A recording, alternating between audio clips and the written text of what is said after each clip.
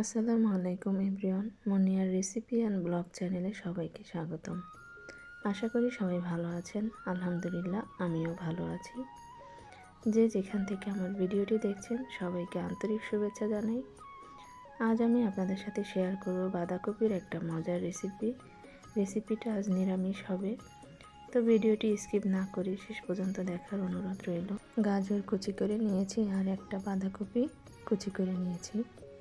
সেই সাথে আমি কয়েকটা কুমড়ার বড়িও নিয়েছি, কারণ কুমড়ার বড়ি দিয়ে বাঁধাকপির রেসিপি খেতে কিন্তু দারুণ লাগে। তো মশলার জন্য আমি এখানে হাফ কাপ পরিমাণ পেঁয়াজ কুচি করে নিয়েছি, 2টা রসুন কুচি করে নিয়েছি আর কয়েকটা কাঁচামরিচ ফালি করে নিয়েছি। আর ফোড়নের জন্য 1 চামচ জিরা আর 2টা তেজপাতা নিয়েছি। তো প্রথমে আমি কড়াইয়ের মধ্যে তেল দিয়ে কুমড়ার বড়িগুলো ভেজে নিব। কুমড়ার বড়িটা একটু ভালো করে ভেজে নিতে হবে, কারণ কাঁচা বড়ি খেতে ভালো লাগে না। তো লাল লাল হওয়া পর্যন্ত আমি ভেজে নিচ্ছি অল্প আঁচে। বেশি আঁচ দিলে বড়িটা পুড়ে যায়। তো আমার ভাজা হয়ে গেছে বড়িটা। এখন আমি কড়াইয়ে তেল দিয়ে জিরা আর তেজপাতা ফোড়ন দিব। তারপর আমি 1 মিনিট মতো এভাবে ভেজে কুচানো পেঁয়াজ, রসুন আর কাঁচামরিচ দিয়ে দিব। তারপর আমি এইভাবে কয়েক মিনিট নাড়াচাড়া করব যতক্ষণ না পেঁয়াজটা নরম হয়ে আসে। এই পর্যায়ে আমি কুচানো বাঁধাকপি আর গাজর দিয়ে দিব। তারপর আমি ভালো করে মিশিয়ে নিব।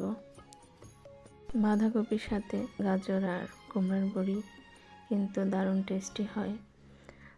তো এখন আমি কালারের জন্য দিয়ে দেব হাফ চামচ হলুদের গুঁড়া আর স্বাদের জন্য দিব লবণ। তারপর আমি ভালো করে নেড়েচেড়ে মিশিয়ে নিব। এভাবে আমি কয়েক মিনিট রান্না করব, একটা ঢাকনা দিয়ে ঢেকে রাখবো। কয়েক মিনিট পর আমি ঢাকনাটা তুলে আবার নেড়েচেড়ে মিশিয়ে নিব, তলায় যেন লেগে না যায়। তো এইভাবেই আমি ভাজতে থাকব। তো বাঁধাকপির এইরকম রেসিপি খেতে কে কে পছন্দ করেন কমেন্ট করে জানাবেন।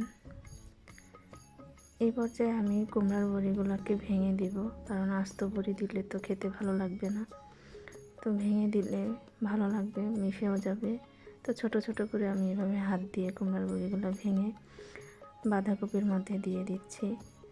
হালকা হালকা যখন পানি থাকবে নিচে, সেই পর্যায়ে কুমড়ার বড়িটা দিয়ে দিতে হবে। তারপর এভাবে কয়েক মিনিট নেড়েচেড়ে আমি মিশিয়ে রান্না করব। তো আমার রান্নাটা প্রায় হয়ে এসেছে। এখন আমি একটা বাটির মধ্যে তুলে নেব। ততক্ষণ যারা আমার ভিডিওটি দেখছিলেন, যদি আমার ভিডিওটি ভালো লাগে একটা লাইক করবেন, কমেন্ট করবেন, পারলে একটা শেয়ার করে দিবেন। আপনাদের লাইক, কমেন্ট, শেয়ার আমার জন্য খুবই গুরুত্বপূর্ণ। আর যদি খুব ভালো লাগে তো সাবস্ক্রাইব করে আমার পাশে থাকবেন। এতক্ষণ যারা আমার ভিডিও দেখছিলেন সবাইকে আন্তরিক ধন্যবাদ। সবাই সুস্থ থাকবেন, ভালো থাকবেন। আল্লাহ হাফেজ।